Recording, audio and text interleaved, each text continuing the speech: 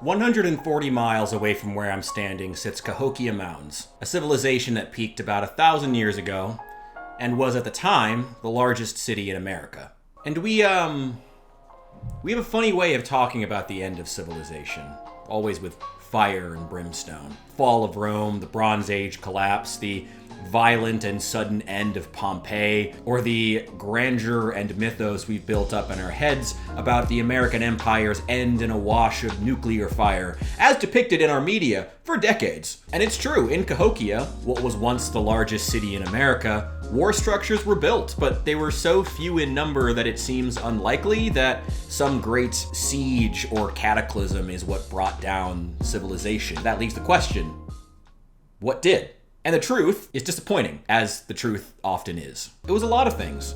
Mass agriculture left large swaths of the territory completely deforested. Overhunting left animal populations completely demolished. There were too many people. It was polluted. Cities were completely full of shit. That's not a metaphor, by the way. Waste disposal with that many people in that small an area was probably a logistical issue in large urban centers, as well as public health in general. Actually, I took note of this. Archaeologist Dean Snow conjectured that large urban centers were so unhealthy that they may have relied on political and social attractions to bring in immigrants to level out the death rate. And I would presume that they were trying to attract people of working age to the cities through those political and social attractions to level out the massive death rate because the cities were so unhealthy. And with the comparisons to modern day, I just found that super interesting. 150 years after its peak, the largest city in America was abandoned. 400 years after its peak, the first French explorers started to arrive. And when they actually spoke to the people who lived here, the actual descendants of Cahokia, they talked about this ancient civilization that was only 400 years ago, from its peak. They talked about it like it was great and unknowable, like the way that we would talk about the pyramids, built by some grand society who is unlike us, In 400 years, cultural institutions degraded, the land became polluted, and just no one wanted to live there. No one wanted to be a part of it, and so people left. The grand cities, trade networks, institutions of learning, of religion, of metalworking, of masonry, just rotted out from beneath anyone who still lived there.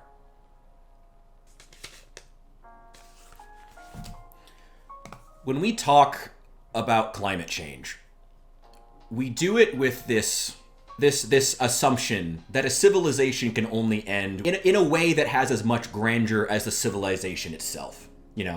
Going back to the previous examples, the fall of Rome, the Bronze Age collapse, Pompeii.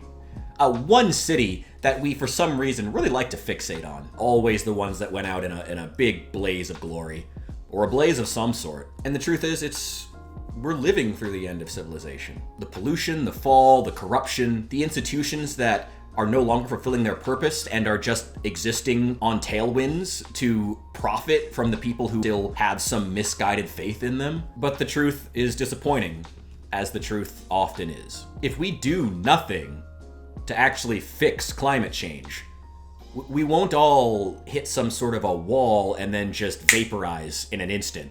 It's going to be years, upon decades, upon centuries of human beings still being here on this planet, still being here, not vaporized, here on the planet. My kids, my kids' kids, my kids' kids' kids, here on this planet, living through, dealing with the carbon we're pumping into the atmosphere now.